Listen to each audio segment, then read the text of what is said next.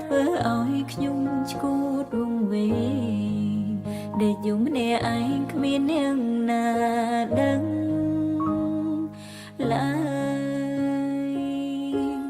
បងចោលសង្សារចាំបងយកសង្សារថ្មី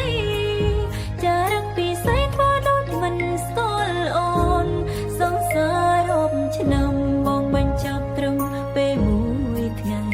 បងទៅចង់បើគេនោះល្អ